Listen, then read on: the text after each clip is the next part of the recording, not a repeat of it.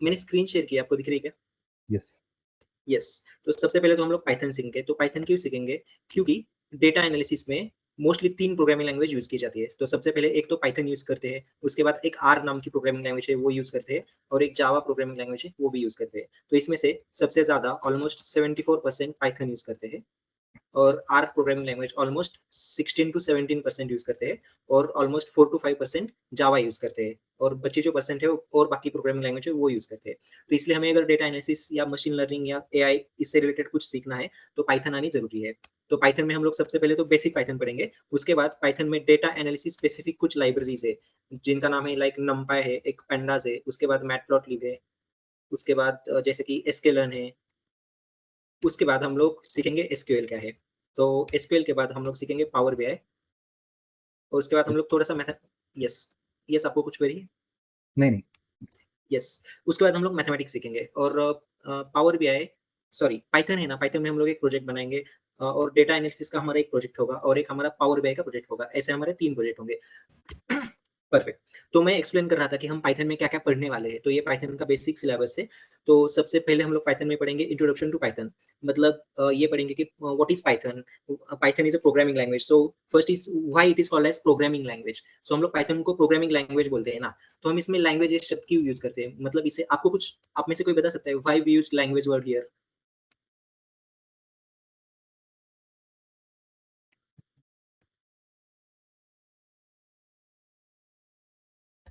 Yes. अच्छा, एक और कंसेप्ट में मैं बता देता हूँ, कोई प्रॉब्लम नहीं। बेसिकली लैंग्वेज क्या होती है? तो लैंग्वेज मीन्स एक कम्युनिकेशन का मीडियम होता है। मतलब हम लोग बात करें, हम लोग हिंदी में बात करें, इंग्लिश में बात कर सकते हैं, या मेरी मराठी लैंग्वेज है, मराठी में बात कर सकते हैं, या किसी और जैसे कि बंगाली वगैरह लैंग्वेज में बात कर सकते हैं। तो एक कम्युनिकेशन का मीडियम है लैंग्वेज। तो यहाँ पे प्रोग्रामिंग लैंग्वेज में लैंग्वेज इसलिए बोला जाता है क्योंकि हम कंप्यूटर से कम्युनिकेट करते हैं थ्रू प्रोग्रामिंग लैंग्वेज। ठीक है? तो एक और इसके बाद एक क्वेश्चन आता है कि हम लोग कंप्यूटर से कम्युनिकेट जो करते हैं ना, वो इंग्लिश में क्यों नहीं करते, या मतलब जो कि मोस्ट स्पोकन लैंग्वेज है, मतलब दुनिया में सबसे ज्यादा बोलने वाली लैंग्वेज इंग्लिश है, तो हम इंग्लिश में कंप्यूटर से कम्युनिकेशन क्यों नहीं कर सकते? आपको कोई आइडिया है, मतलब आप दोनों में से किसी को कोई आइडिया है ऐसा क्यों होता है? मतलब कंप्यूटर को सिर्फ यस। बाइनरी लैंग्वेज पता होती है, एंड हम्म। ये प्रोग्रामिंग लैंग्वेज कंपाइल होने के बाद बाइनरी कोड में कन्वर्ट होकर कम्युनिकेट करती है, राइट? राइट, बट ये तो इंग्लिश के साथ भी हो सकता है ना? करेक्ट। English yes. में बहुत सारे वर्ड्स है जो सेम साउंड करता है। अभी कंप्यूटर को कैसे पता चलेगा कि क्या फंक्शन हम मीन करना चाहते हैं? राइट। यस, ये आंसर है, और उसको मैं थोड़ा मॉडिफाई करता हूँ। मॉडिफाई ऐसे करता हूँ, जो इंग्लिश लैंग्वेज है ना, या कोई भी स्पोकन लैंग्वेज है ना, इसमें एम्बिग्यूटी होती है। एम्बिग्यूटी मतलब क्या? मतलब एक वर्ड के बहुत बहुत ज्यादा मीनिंग हो सकते हैं। जैसे एक पीके मूवी थी ना, उसमें आमिर खान ने बताया था कि वो जब जेल में था कि क्या क्या ये शब्द है, क्या मीन्स व्हाई इंग्लिश, क्या अगर वो अलग अलग सिचुएशन में बोल के दिखाता है उसका मीनिंग अलग अलग होता है। जैसे कि अगर हम गुस्से में क्या बोलते हैं तो अलग होता है, सामने वाला अगर हमसे कोई बता रहा है तो हम नहीं समझते वो तो क्या बोलते हैं वो अलग होता है, या हम लोग जैसे कि एक्सप्रेशन एक और अलग होता है क्या, जैसे कि एक्सक्लेमेशन लगाते हैं क्या क्या के बाद। तो सिचुएशन अनुसार वो क्या वर्ड का मतलब चेंज हो जाता है। तो इसलिए इसको एम्बिग्यूटी बोलते हैं, मतलब क्या बोलते हैं, क्लियर कट सेंटेंस नहीं होता है। तो इसीलिए प्रोग्रामिंग लैंग्वेज, मतलब इसीलिए हम लोग कोई भी स्पोकन लैंग्वेज नहीं यूज कर सकते एज अ प्रोग्रामिंग लैंग्वेज। इससे प्रॉब्लम क्या होता है? प्रॉब्लम ये होता है, जैसे कि मैं एक आपको उदाहरण देता हूँ, एग्जांपल देता हूँ, कि जैसे ऑटोमोबाइल इंडस्ट्री होती है ना, तो ऑटोमोबाइल इंडस्ट्री में सारा काम रोबोट्स करते हैं। तो रोबोट्स को इंस्ट्रक्शन दी जाती है। सपोज मैं एग्जांपल देता हूँ कि एक रोबोट होता है, उसको इंस्ट्रक्शन ये दी जाती है कि एक जगह से स्क्रू पिक करो, और उस 90 डिग्री में टर्न हो जाओ, और आगे जो कुछ चीज है उसको स्क्रू फिट करो। ठीक है? ऐसे इंस्ट्रक्शन दी जाती है, तो आगे ऑटोमेटिक वो कार आ जाती है। ठीक है? तो अगर इसको ये इंस्ट्रक्शन ठीक से ना दी जाएगी तो रोबोट क्या करेगा? आगे जो कुछ आएगा, जो कुछ भी आइटम होगा उसको स्क्रू फिट करेगा। अगर स्क्रू फिट नहीं होता वो टूट जाएगा, लेकिन स्क्रू फिट करेगा। उनमें इंटेलिजेंस नहीं होती, तो उनको, मतलब कंप्यूटर में इंटेलिजेंस नहीं होती है, तो कंप्यूटर को है ना क्लियर कट इंस्ट्रक्शन देना बहुत जरूरी होता है, और सारे इंस्ट्रक्शन एकदम सही से देना बहुत जरूरी होता है। जैसे कि आपने अगर सी या जावा में कभी काम किया होगा, तो सी या जावा में लिखने का तरीका बहुत अलग होता है। उनमें ओपनिंग कर्ली ब्रैकेट होता है, क्लोजिंग होता है, सेमीकोलन होता है, वगैरह वगैरह। वो रूल्स के हिसाब से ही चलना पड़ता है। उनमें से एक भी हम डॉट भी भूले ना तो भी वहां पे एरर आती है, क्योंकि वहां पे एकदम क्लियर कट इंस्ट्रक्शन देना बहुत जरूरी होता है। तो इसलिए हम लोग कोई भी स्पोकन लैंग्वेज है ना, वो कंप्यूटर की लैंग्वेज के तौर पे नहीं यूज कर सकते। तो सबसे पहले मॉड्यूल में हम लोग ये देखेंगे कि एक एनवायरनमेंट सेटअप नाम की कंसेप्ट होती है। वो क्या होती है कि कंप्यूटर में हमें प्रोग्रामिंग लैंग्वेज मतलब पाइथन यूज करने से पहले हमें कुछ सेटिंग करनी पड़ती है, बेसिक सेटिंग। उसको बोलते हैं एनवायरनमेंट सेटअप, मतलब एनवायरनमेंट क्रिएट करना है पाइथन यूज करने से पहले। तो हम सबसे पहले ये देखेंगे कि वो एनवायरनमेंट सेटअप कैसे करनी है। उसके बाद ये देखेंगे कि पाइथन में बेसिक सिंटैक्स, वेरिएबल्स या डेटा टाइप्स क्या है। तो ये सिंटैक्स, वेरिएबल्स मतलब क्या है बेसिकली? सिंटैक्स मतलब कोई भी प्रोग्रामिंग लैंग्वेज होती है ना, या कोई भी लैंग्वेज होती है ना, वो लैंग्वेज कैसे लिखी जाती है, उसके कुछ रूल्स होते हैं। मतलब वो ग्रामर बोलते हैं उसको। फॉर एग्जाम्पल हम इंग्लिश या मराठी लैंग्वेज या हिंदी भी कोई लिखते हैं ना, तो हर एक सेंटेंस के बाद, नॉट इन हिंदी, इंग्लिश, हर एक सेंटेंस के बाद फुल स्टॉप होता है। और अगर हम दो सेंटेंस कंबाइन कर रहे हैं ना, तो उसके बीच में कॉमा होता है। तो एक रूल्स है इंग्लिश के कि इंग्लिश ऐसे लिखनी चाहिए। वैसे पाइथन के भी कुछ रूल्स है कि पाइथन कैसे लिखनी चाहिए, तो उसको हम सिंटैक्स बोलते हैं। ठीक है, तो ये बेसिक सिंटैक्स कैसे है पाइथन के, वेरिएबल्स क्या होते हैं पाइथन में, डेटा टाइप्स क्या होते हैं, हम लोग यहाँ पे पढ़ेंगे। उसके बाद इनपुट आउटपुट फंक्शंस क्या होते हैं ये पढ़ेंगे। इनपुट फंक्शन मतलब बेसिकली अगर हम यूजर से कुछ इनपुट लेना चाहे तो कैसे ले सकते हैं, कुछ आउटपुट आउटपुट दिखाना चाहे तो कैसे दिखा सकते हैं। उसके बाद हम लोग पढ़ेंगे कंट्रोल स्ट्रक्चर एंड फंक्शन। इसमें बेसिकली क्या होता है, कंट्रोल स्ट्रक्चर में लूप्स या कंडीशनल स्टेटमेंट होती है। कंडीशनल स्टेटमेंट में क्या होता है, इफ एल्स होता है। मतलब अगर हमें कुछ कंपेयर करना है, फॉर एग्जांपल अगर दो या तीन नंबर में से हमें कंपेयर करके ये बताना है कि स्मॉलर या बिगर नंबर कौन सा है, तो हम यहाँ पे इफ कंडीशन यूज कर सकते हैं। उसके बाद लूप्स होती है वगैरह वगैरह, ये सब शायद आपको पता होगा, आपने काम किया है। आप दोनों में से कुछ आइडिया है, मतलब प्रोग्रामिंग की आइडिया है ना थोड़ी बहुत आपको? यस। हाँ सर। Okay, perfect. तो उसके बाद हम लोग डेटा स्ट्रक्चर पढ़ेंगे। तो डेटा स्ट्रक्चर पाइथन में कौन से हम लोग वो पढ़ेंगे, जैसे कि लिस्ट, ट्यूपल, डिक्शनरी और सेट, ये पाइथन के डेटा स्ट्रक्चर है। तो आप दोनों में से कोई बता सकता है कि डेटा स्ट्रक्चर क्या होता है? What is data structure?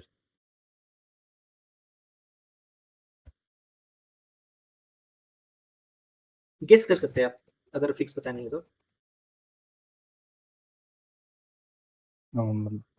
Like a way of storing a data. Right, way of storing a data.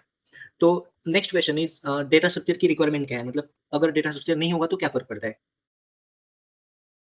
Data structure की जरूरत क्या है?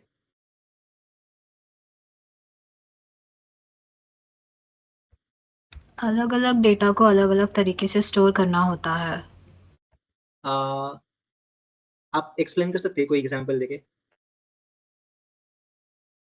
जैसे पाइथन में मतलब इन जनरल भी अगर कोई होमोजेनस लिस्ट होती है, एक ही टाइप के, लाइक हाँ, अगर मेरे राइट। पास सिर्फ इंटीजर्स की लिस्ट है, तो उसको अलग तरीके से स्टोर कर सकता है। बट अगर मेरे पास कोई हेटेरोजेनस लिस्ट है, जिसमें कैरेक्टर्स भी है, इंटीजर्स भी है, उसको अलग तरीके से स्टोर करना होता है। ओके, सो मैं बता देता हूँ। ठीक है, तो डेटा स्ट्रक्चर की जरूरत क्या पड़ती है? जरूरत इसलिए पड़ती है अगर हमें डेटा रिट्राइवल अगर फास्ट करना है तो जरूरत पड़ती है। मैं एक आपको एग्जांपल देता हूँ। सपोज ये मेरे पास 7 नंबर्स है, ठीक है, और मुझे इसमें एक नंबर सर्च करना है कि मुझे इसमें सर्च करना है कि 6 नंबर इसमें प्रेजेंट है कि नहीं है। और अगर प्रेजेंट है तो मुझे उसकी इंडेक्स चाहिए, और हम लोग मान लेते हैं इंडेक्स ऐसे लाइक 1 2 3 4 5 6 ऐसी है 7। ठीक है, तो नॉर्मल इंडेक्स 0 से स्टार्ट होती है, लेकिन हम लोग एग्जाम्पल ले रहे हैं बस। तो मुझे ये जानना है कि इसमें 6 नंबर अवेलेबल है कि नहीं इस नंबर्स में, और अगर अवेलेबल है तो उसकी इंडेक्स जाननी है मुझे, मतलब कौन से पोजीशन पे है वो पोजीशन। तो मैं क्या करूंगा, मैं इसको वन बाय वन सारे नंबर कंपेयर करके मैं आखिर में पहुंच जाऊंगा। तब मैं यहाँ पे कंपेयर करूंगा, और यहाँ पे 6 नंबर है, तो मैं इसे बता सकता हूँ कि 6 number is present at position 7। ठीक, लेकिन अगर हम इसको थोड़ा और ब्रॉडर व्यू में देखें, अगर मेरे पास मान लीजिए अगर मेरे पास 1 लाख नंबर है, और मुझे अगर इसमें 8 नंबर देखना है और 8 नंबर लास्ट पोजीशन पे है, तो मुझे क्या करना पड़ेगा? तो मुझे सारे number one by one compare करने पड़ेंगे, और जब लास्ट पोजीशन पे जब आऊंगा ना, 1 लाखवीं पोजीशन पे, तब मुझे वो नंबर मिलेगा, और तब मैं बताऊंगा कि ये नंबर प्रेजेंट है 1 लाखवीं पोजीशन पे। लेकिन इसमें मुझे क्या करना पड़ रहा है, इसमें मुझे बहुत सारे कंपेरिजन करने पड़ रहे हैं। ठीक है, और इसमें 1 लाख नंबर मुझे कंपेयर करके फिर मुझे पता चल रहा है कि मेरा 8 नंबर प्रेजेंट है कि नहीं है। ठीक है, तो इसमें बहुत सारी मेमोरी जाती है। मेमोरी मतलब क्या बोलते हैं, प्रोसेसिंग पावर बहुत सारी जाती है। तो अगर इसी डेटा को हम किसी और स्ट्रक्चर में सेव करें, तो हमारी कंपैरिजन बहुत ईजी हो सकती है। वो स्ट्रक्चर क्या हो सकता है, मैं एक एग्जांपल बता देता हूँ। हम लोग एक 6 नंबर का एग्जांपल लेते हैं ताकि समझने में आसानी होगी। तो इसी नंबर को अगर हम सॉर्ट करके सेव करें, सॉर्ट कैसे करें? तो 2 is first number, then 6, then next number is let's say 34, next number is again 34, next number is 56, next number is 67, next number is 344, 1 2 3 4 5 6 7, yes. अभी मुझे इस नंबर में सर्च करना है कि 6 नंबर प्रेजेंट है कि नहीं है। तो मैं क्या कर सकता हूँ? तो बेसिकली एक तरकीब यूज की जाती है कंप्यूटर्स में। वो क्या की जाती है, इसमें मिडल इंडेक्स पे जो नंबर है ना, उसको कंपेयर किया जाता है कि ये नंबर 6 है कि नहीं है। ठीक है, तो ये नंबर 6 नहीं है हमें पता है, ठीक है, क्योंकि ये 34 है। तो अगर ये 6 नहीं है, तो अगर 6 नंबर इससे अगर छोटा है तो क्या किया जाता है, तो लेफ्ट साइड के एरे में सर्च किया जाता है। लेकिन अगर 6 नंबर इससे बड़ा है तो राइट साइड के एरे में सर्च किया जाता है। तो मैं बस एक कंपैरिजन में आधे नंबर को एक्सक्लूड कर रहा हूँ, आधे नंबर को सिर्फ एक कंपैरिजन में। मैं यहाँ पे 34 मतलब मिडल इंडेक्स का जो नंबर है यहाँ पे 34 है, उससे कंपेयर करके देख रहा हूँ 6 नंबर है कि नहीं है। तो 6 नंबर में कंपेयर कर रहा हूँ, तो मुझे पता चला है कि 6 नहीं है, लेकिन 6 नंबर से ये नंबर बड़ा है। तो मुझे अब ये पता चला है कि 6 नंबर लेफ्ट साइड में होगा, क्योंकि ये लिस्ट हमारी सॉर्टेड लिस्ट है, मतलब ये नंबर सॉर्टेड है। तो मैं सिर्फ एक कंपैरिजन में ये राइट साइड के आधे नंबर को एक्सक्लूड कर रहा हूँ कंपेयर करने से। फिर मैं सेम ऑपरेशन ये 3 नंबर पे करूंगा। क्या करूंगा, मिडल इंडेक्स का नंबर लूंगा और देखूंगा वो 6 है कि नहीं। अगर नहीं है तो अगर 6 नंबर इससे छोटा है तो मैं लेफ्ट साइड में सर्च करूंगा, अगर बड़ा है तो राइट में सर्च करूंगा। तो सेकंड कंपैरिजन में मैं बच्चे नंबर है ना उनमें से आधे नंबर को कम कर रहा हूँ। ठीक है, तो ये जब बनता है ना, इसकी कॉम्प्लेक्सिटी आती है। कॉम्प्लेक्सिटी नाम की एक टर्म होती है, वो क्या होती है कि आप कितने टाइम में आपका एल्गोरिदम रन हो रहा है, उसको बोलते हैं कॉम्प्लेक्सिटी। तो इसकी कॉम्प्लेक्सिटी आती है लॉग एन। इसका मतलब क्या होता है, इसका मतलब ये होता है अगर मेरे पास 1 लाख नंबर है, तो 1 लाख नंबर है तो मैं 16 कंपैरिजन में ये बता सकता हूँ, सिर्फ 16 कंपैरिजन में, कि मेरे पास वो नंबर है कि नहीं है। और 16 कंपैरिजन होता है 13172, मतलब 1,31,032 मतलब 1,31,072। इतने सारे नंबर मेरे पास होंगे तो मैं सिर्फ 16 कंपैरिजन में ये बता सकता हूँ कि गिवन नंबर मेरे लिस्ट में प्रेजेंट है कि नहीं है। तो ये एक डेटा स्ट्रक्चर है। इस डेटा स्ट्रक्चर का नाम है बाइनरी ट्री। तो ये जैसे डेटा स्ट्रक्चर है, ये स्पेशल पर्पस के लिए बनाया जाता है। वैसे और बहुत सारे डेटा स्ट्रक्चर है वो जो कुछ पर्पस के लिए बनाए जाते हैं। वैसे पाइथन में 4 डेटा स्ट्रक्चर है बेसिकली। उसमें क्या-क्या है, लिस्ट है, ट्यूपल है, डिक्शनरी है और सेट है। तो हम लोग ये डेटा स्ट्रक्चर यहाँ पे डिटेल्स में पढ़ेंगे। यही डेटा स्ट्रक्चर पाइथन में की हुई है, ये भी पढ़ेंगे। जैसे अभी सृष्टि ने बताया था, जैसे एक लिस्ट डेटा स्ट्रक्चर है ना, इससे पहले एक एरे नाम का डेटा स्ट्रक्चर था। तो आपको पता है क्या लिस्ट और एरे में फ़र्क क्या है? सृष्टि?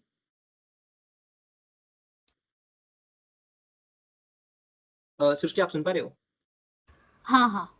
Yes. What is difference between list and array?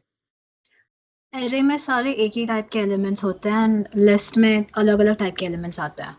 Right. और इसको बोलते हैं हेटेरोजेनस और होमोजेनस बोलते हैं। तो एरे होमोजेनस होते हैं, लिस्ट होती है हेटेरोजेनस। ठीक है? और उसके बाद और ये ट्यूपल, डिक्शनरी और सेट, ये डेटा स्ट्रक्चर है और ये प्राइमरी डेटा स्ट्रक्चर है। इसके बाद सेट के कुछ स्पेसिफिक ये होते हैं कि फ्रोजन सेट होते हैं। तो ये सारे डेटा स्ट्रक्चर हम लोग यहाँ पे पढ़ेंगे, क्या है, ये क्यों है, ऐसे क्यों बनाए, इसकी रिक्वायरमेंट क्या है। जैसे कि डिक्शनरी एक अलग टाइप का डेटा सेट होता है, इसकी रिक्वायरमेंट क्या है, ये सब पढ़ेंगे। उसके बाद हम लोग पढ़ेंगे फाइल हैंडलिंग क्या होता है। तो फाइल हैंडलिंग में सबसे पहले तो हम लोग पढ़ेंगे व्हाट इज फाइल। तो फाइल्स के टाइप्स होते हैं, कौन से टाइप्स होते हैं। तो फाइल के टाइप ये होते हैं कि टेक्स्ट फाइल हो सकती है, उसके बाद ऑडियो फाइल हो सकती है, उसके बाद वीडियो फाइल हो सकती है, उसके बाद लेट्स से पिक्चर्स फाइल मतलब फोटोज। तो टेक्स्ट फाइल में कौन से टाइप आते हैं, तो टेक्स्ट फाइल में .txt नाम की एक फाइल होती है। उसके बाद XLSX टेक्स्ट में आ सकती है। और ऑडियो फाइल में कौन सी आती है, सो MP3 फाइल ऑडियो में होती है। उसके बाद वीडियो में MP4 फाइल आ सकती है। उसके बाद पिक्चर्स में अगर हम देखा जाए तो JPEG फाइल होती है या TIFF होती है, टैग्ड इमेज फाइल फॉर्मेट। तो ये सारे फाइल्स होती है। ठीक है, तो इनमें से हम लोग टेक्स्ट फाइल के ऊपर ऑपरेशंस कैसे करते हैं ये देखेंगे। ऑपरेशंस मतलब क्या, अगर कोई टेक्स्ट फाइल है तो उसको ओपन कैसे करना है, टेक्स्ट फाइल का डेटा रीड कैसे करना है, उसमें डेटा ऐड कैसे करना है, डेटा अपेंड कैसे करना है, नई फाइल क्रिएट कैसे करनी है, ये सारा हम लोग देखते हैं फाइल हैंडलिंग में। फाइल हैंडलिंग में ठीक है। उसके बाद हम लोग देखेंगे ऑब्जेक्ट ओरिएंटेड प्रोग्रामिंग क्या है। तो एक ऑब्जेक्ट ओरिएंटेड प्रोग्रामिंग है ना, एक इसकी छोटी सी एक हिस्ट्री है। तो हम लोग हिस्ट्री देखते हैं वो क्या है। तो 1968 में एक कंप्यूटर साइंटिस्ट थे जिनका नाम था Dennis Ritchie. Dennis Ritchie, RITCHIE, hope आपने इनका नाम सुना है। तो डेनिस रिची कौन थे, डेनिस रिची कंप्यूटर साइंटिस्ट थे। उनको क्या करना था, उनको एक ऑपरेटिंग सिस्टम लिखनी थी। ऑपरेटिंग सिस्टम लिखनी थी। तो इन्होंने क्या किया, इनको ऑपरेटिंग सिस्टम एक सॉफ्टवेयर था ना, तो इनको सॉफ्टवेयर लिखने के लिए एक प्रोग्रामिंग लैंग्वेज की जरूरत थी। तो उस समय जो प्रोग्रामिंग लैंग्वेज थी ना, उसका नाम था बेसिक, जो कि उस समय फेमस प्रोग्रामिंग लैंग्वेज थी। तो उन्होंने ये लैंग्वेज अपनी ऑपरेटिंग सिस्टम लिखने के लिए सिलेक्ट की। तो उसके बाद क्या हुआ, जब वो थोड़ा सा लैंग्वेज की स्टडी करने लगे ना, तो उनको ये पता चला कि ये लैंग्वेज सफिशिएंट नहीं है उनका जो कुछ काम है उसके लिए। तो उन्होंने क्या किया, डेनिस रिचे ने अपनी खुद की एक प्रोग्रामिंग लैंग्वेज लिखी। और जो खुद की प्रोग्रामिंग लैंग्वेज उन्होंने लिखी ना, उनको नाम उसने दिया सी।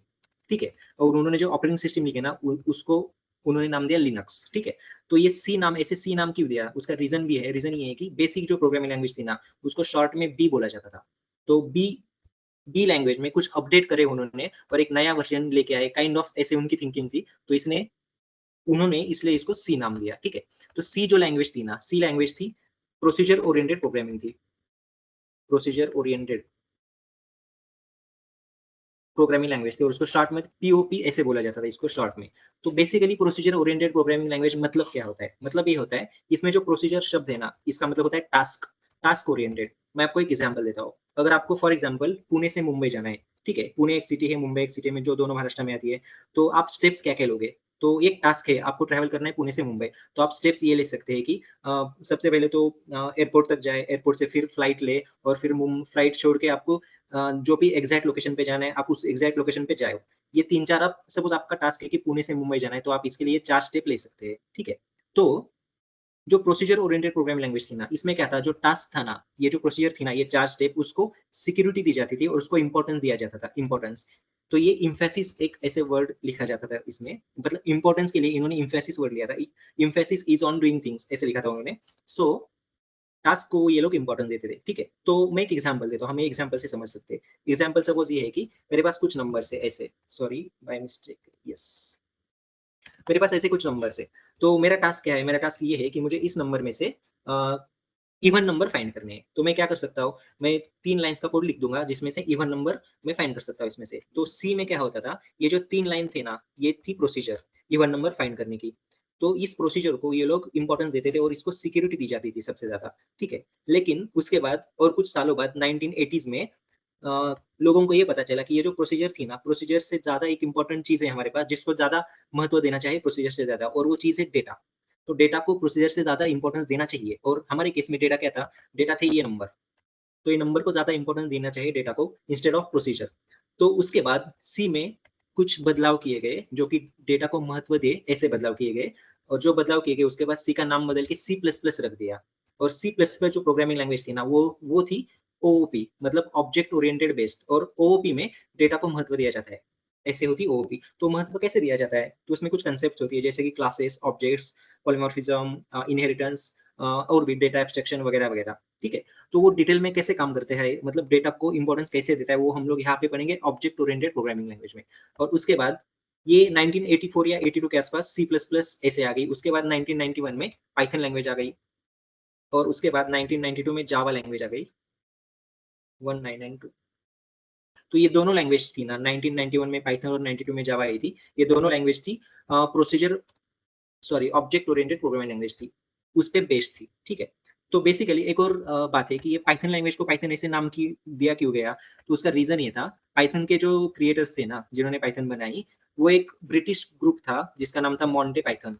उस ग्रुप से बहुत ज़्यादा प्रभावित थे, ठीक है? ये तो बेसिकली ये ग्रुप क्या था? तो ये एक कॉमेडी ग्रुप था, जैसे कि कपिल शर्मा का ग्रुप है अभी इंडिया में, द कपिल शर्मा शो, पीकेएसएस बोलते हैं, उसमें 4-5 लोग हैं, उनका कॉमेडी ग्रुप है। वैसे ही 1991 में यूके कंट्री में मोंटे पाइथन नाम का एक कॉमेडी ग्रुप था और ये यूके में था, और ये ग्रुप जिन्होंने पाइथन बनाई उनको बहुत ये था, अच्छा लगता, तो इसलिए इस ग्रुप से इंस्पायर होके उन्होंने अपने लैंग्वेज का नाम पाइथन दे दिया, ठीक है?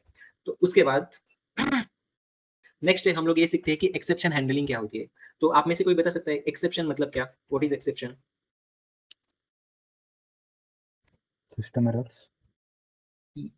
What exception means what? kind of error types. Yes, error, but exception is run time error. Error right, run time error. तो रन टाइम एरर मतलब क्या? फॉर एग्जांपल अगर आपको मैं बोलता हूँ कि आपको एक कैलकुलेटर क्रिएट करना है, कैलकुलेटर का कोड लिखना है, और उसमें क्या करना है आपको कि कैलकुलेटर में आपको 4 ऑपरेशन करने हैं बस, एडिशन, सब्ट्रैक्शन, मल्टीप्लिकेशन और डिवीजन। तो आप वो करते हो। तो सबसे पहले अगर मैं टेस्ट कर रहा हूँ तो टेस्ट कर रहा हूँ, तो आपने ऐसे प्रॉम्प्ट दिया है कि एंटर फर्स्ट नंबर, तो मैं एंटर फर्स्ट नंबर वो 5 एंटर करता हूँ और एंटर सेकंड नंबर की जगह मैं 7 एंटर करता हूँ। तो आपका कोड अच्छे से इसका 12 एडिशन दे रहा है, यहाँ तक सही है। तो उसके बाद मैं फिर से टेस्ट करता हूँ, एंटर फर्स्ट नंबर की जगह मैं 3 यूज़ करूँगा, एंटर सेकंड नंबर की जगह अगर मैं इसको क्यू यूज़ करूँगा, मतलब यहाँ पे अगर मैं नंबर एंटर नहीं कर रहा हूँ, नंबर की जगह मैं कोई लेटर या कोई स्पेशल सिंबल एंटर कर रहा हूँ, तो इसकी एडिशन कैसे करनी है, ये पाइथन को पता नहीं होता है। तो ये एरर कब आएगी? जब मैं कोड आपका रन कर रहा हूँ तब एरर आ रही है, राइट? क्योंकि जब आप कोड को टेस्ट कर रहे होते तब तो एरर नहीं आती है, क्योंकि एडिशन तो बहुत सही से हो रहा है अगर 2 नंबर दिए जाए तो। तो ये एरर आती है रन टाइम पे, मतलब जब कोड रन हो रहा है तब आती है। तो रन टाइम एरर जो होती है ना, उसको बोला जाता है एक्सेप्शन। जैसे कि कैलकुलेटर में अगर हम देखें, मेरे यहाँ पे कैलकुलेटर है, इस पे मैं अगर करूँ कि 8 + 5 तो ये 13 देता है, सही है। लेकिन अगर मैं ऐसे करूँ कि 9 + a करूँ, तो यहाँ पे ये एरर देगा। क्या एरर देगा? Unknown variable a। तो ये अननोन वेरिएबल ये ऐसे लिख के इस कैलकुलेटर में इस एरर को हैंडल किया है। तो हम ये देखेंगे कि एक्सेप्शन हम कैसे हैंडल करें, अगर ऐसी कोई सिचुएशन आए तो उसका हम हैंडल कैसे कर सकते हैं। तो इसे बोला जाता है एक्सेप्शन हैंडलिंग, मतलब रन टाइम एरर आते हैं उनको हैंडल कैसे करना है। तो हैंडल करने के लिए यहाँ पे ट्राई, एक्सेप्ट, एल्स, फाइनली ऐसे ब्लॉक लिखे जाते हैं। उसके बाद हम लोग देखेंगे कि मॉड्यूल्स एंड लाइब्रेरीज क्या है। तो इसमें मॉड्यूल और लाइब्रेरी क्या होती है बेसिकली। तो अच्छा, आप कोई बता सकते हैं मॉड्यूल या लाइब्रेरी क्या होती है?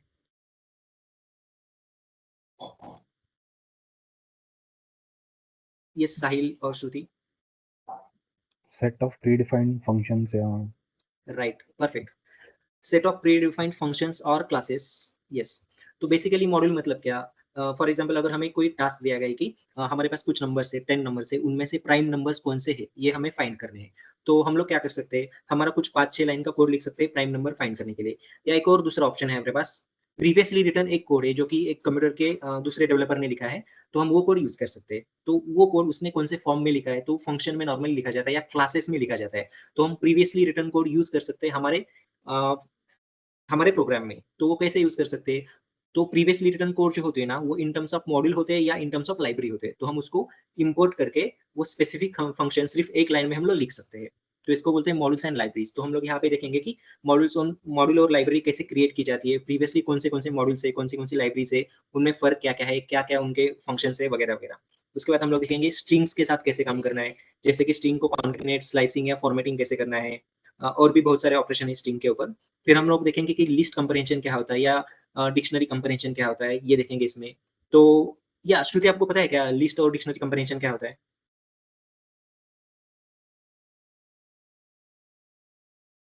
श्रुति।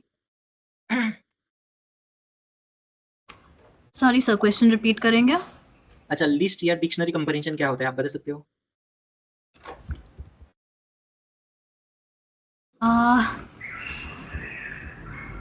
लिस्ट जो होता है वो, कैसे बताऊं मैं, का आइटम्स का कलेक्शन होता है। No no, what is list comparison और dictionary comparison? List comprehension, list को कैसे क्रिएट किया जा सकता है। या इसमें एक और शब्द जोड़ना है, list comparison is shortest way to create a list. तो हम लोग लिस्ट कंपैरिजन में लिस्ट को शॉर्टेस्ट वे में क्रिएट कर सकते हैं, ठीक है। और डिक्शनरी कंपैरिजन में डिक्शनरी को क्रिएट कर सकते हैं। तो बेसिकली ये जो टॉपिक होते हैं ना ये एडवांस पाइथन में आते हैं, ठीक है। और इसके बाद एक और बहुत सारे कुछ और टॉपिक्स है जो कि एडवांस पाइथन में आते हैं, जैसे कि डेकोरेटर्स, जनरेटर्स, ये सारे टॉपिक्स भी एडवांस पाइथन में आते हैं। तो ये हम लोग उस वक्त देखेंगे। ये और कुछ और होते हैं जैसे कि मैप, फिल्टर, लैम्बडा फंक्शंस क्या होते हैं, ये सारे एडवांस पाइथन के पार्ट है। तो हम लोग बाद में इसको देखेंगे अच्छे से। उसके बाद हम लोग देखेंगे कि इंट्रोडक्शन टू लाइब्रेरीज, जो कुछ पॉपुलर लाइब्रेरीज है जो डेटा एनालिसिस में यूज करते हैं, जैसे कि numpy, pandas है और भी बहुत सारी है, हम उनके बारे में जानेंगे। उसके बाद हम लोग ये देखेंगे कि बग सॉल्विंग क्या होती है, ठीक है। तो आप में से कोई बता सकता है कि बग मतलब क्या, what is bug generally? Issue in the system. Issue या और बग और एरर में कुछ फर्क होता है क्या, हम कुछ बोल सकते हैं? बग इज एन अनरिजॉल्व्ड और अनहैंडल्ड एक्सेप्शन मे बी। नहीं, ऐसी बात नहीं है। नहीं। हाँ, तो बेसिकली क्या है, बग और एरर सेम ही होते हैं, ठीक है। लेकिन एरर को बग क्यों बोला जाता है, इसका एक रीजन है। रीजन क्या है, इसकी एक छोटी सी हिस्ट्री है। हिस्ट्री क्या है, तो 1960 में सबसे पहला जो कंप्यूटर था ना वो बना था, और उसको मेन फ्रेम बोला जाता था, मेन फ्रेम। तो सबसे पहले कंप्यूटर जो बने थे ना मेन फ्रेम, वो किसने बनाया था, एक एलन ट्यूरिंग नाम के साइंटिस्ट थे, कंप्यूटर साइंटिस्ट थे, जिन्होंने ट्यूरिंग मशीन बनाई थी। अगर आप में से कोई कंप्यूटर बैकग्राउंड से है तो थियरी ऑफ कंप्यूटेशन नाम का एक सब्जेक्ट होता है, जो पूरा सब्जेक्ट है एलन ट्यूरिंग की ट्यूरिंग मशीन के बेस्ड है। उस पे डीएफए और एनएफए ये कुछ होते हैं बहुत सारे। तो या सबसे पहला कंप्यूटर था बना था ना 1960 में बना था। तो मेन फ्रेम उसे कहा जाता था, उस टाइप के कंप्यूटर को मेन फ्रेम कहा जाता था। जैसे कि आजकल छोटे कॉम्पैक्ट कंप्यूटर होते हैं उनको लैपटॉप बोला जाता है, तो वो बड़े कंप्यूटर थे उनको मेन फ्रेम बोला जाता था। तो यस, तो बेसिकली ये जो कंप्यूटर थे ना, तो उसको सबसे पहला जो कंप्यूटर का ऑपरेटर था ना, या हम उसको प्रोग्रामर बोल सकते हैं, जो कंप्यूटर को हैंडल करता था, वो कैसे हैंडल करता था, वो पंच कार्ड के हिसाब से हैंडल करता था। तो सबसे पहला कंप्यूटर था ना वो बहुत बड़ा था, मतलब बहुत बड़े साइज में थे, लाइक एक हॉल के जितना एक कंप्यूटर था। तो कंप्यूटर में सबसे पहला एरर जो आया था ना, वो एरर क्यों आया था, एक बग था, मतलब एक इंसेक्ट था छोटा सा, लाइक दिस, ऐसे एक इंसेक्ट था, वो कंप्यूटर में गया था, वो कंप्यूटर में घुसा था, उसकी वजह से एरर आई थी। तो अ, वो जो कंप्यूटर प्रोग्रामर था ना, वो बेसिकली क्या बोला, वो ये नहीं बोला कि एरर आया है, वो बोला एक बग आया है, ऐसे मतलब बग कंप्यूटर में आया है, इसलिए कंप्यूटर का काम बंद पड़ा था। तो उसको टेक्निकली बोलना ये था कि एरर आया है कंप्यूटर में, ठीक है। तो उसने क्या किया, उस बग को रिमूव किया मतलब उसको डीबग किया, और डीबग करके उसने एरर सॉल्व की। तो तब से नॉर्मली ऐसे बोला जाता है कि एरर आती है तो उसको बग बोला जाता है, और एरर सॉल्विंग को डीबग बोला जाता है, ठीक है। बेसिकली दोनों सेम ही होते हैं। एरर और मतलब बग और डिबग ऐसे ऐसे कंसेप्ट तब से बनी है। यस, तो यहाँ तक आप कोई डाउट है किसी को?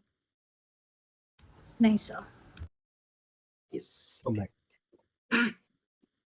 तो इसके बाद हम लोग सिलेबस देखते हैं, वो है numpy और pandas और बेसिकली एक मिनट, हाँ ये था पाइथन का सिलेबस, ठीक है, फर्स्ट मॉड्यूल था हमारा। उसके बाद हम लोग numpy, pandas, matplotlib, sklearn ये लाइब्रेरीज पढ़ेंगे और फिर SQL, पावर बीआई और मैथमेटिक्स पढ़ेंगे जो कि रिक्वायर्ड है डेटा एनालिसिस के लिए।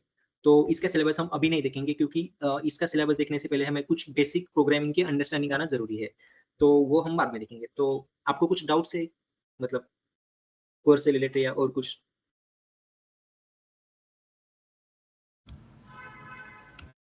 मुझे बस पावर बीआई का कुछ जानना था। यस, पावर बीआई लाइक मुझे एकदम अच्छे से आइडिया नहीं है एग्जैक्टली क्या करता है वो, but is it just for visualization of the charts? Basically power BI में क्या क्या होता है मैं आपको बता देता हूँ। पावर बीआई है, उसमें हम लोग डेटा लोड कर सकते हैं, ठीक है। डेटा कौन, तो डेटा बहुत सारे डिफरेंट डिफरेंट सोर्सेज से लोड कर सकते हैं। सोर्सेज मतलब क्या, अगर आपके पास CSV फाइल में डेटा है, एक्सेल फाइल में डेटा है, SQL में आपके पास डेटा है, या डेटा ब्रिक्स में है, या बिग डेटा में है, तो ऐसे मोर देन 250 सोर्सेज से हम लोग पावर बीआई में डेटा ले सकते हैं। ये फर्स्ट थिंग है। सेकंड थिंग है, पावर बीआई में हम डेटा को कुछ हद तक क्लीन कर सकते हैं। डेटा क्लीनिंग एक पार्ट होती है और डेटा प्री प्रोसेसिंग एक पार्ट होता है, तो वो भी हम लोग कर सकते हैं। तो और उसके बाद हाँ, बेसिकली डेटा क्लीनिंग, ग्रुपिंग होती है डेटा की, और डेटा रैंगलिंग नाम की एक कंसेप्ट होती है, वो भी होता है इसमें। और फाइनली ग्राफ नहीं बोलते उसको, विजुअलाइजेशन में डैशबोर्ड एक कंसेप्ट होती है, तो उसमें हम डैशबोर्ड बना सकते थे।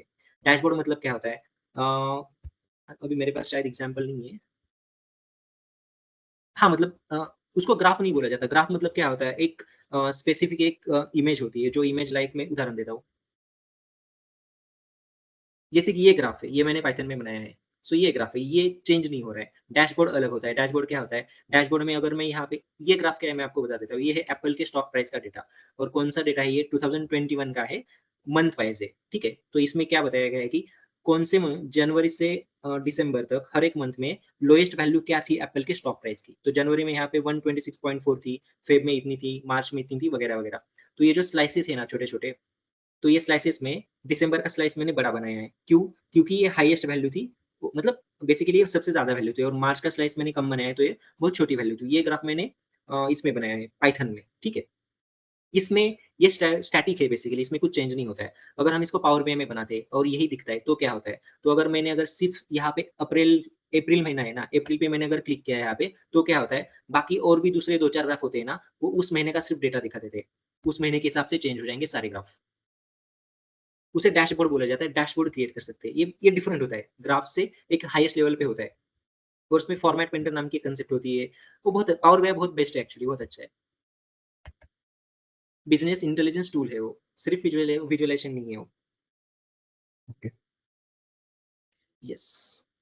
और कोई डाउट्स है आप में से किसी के?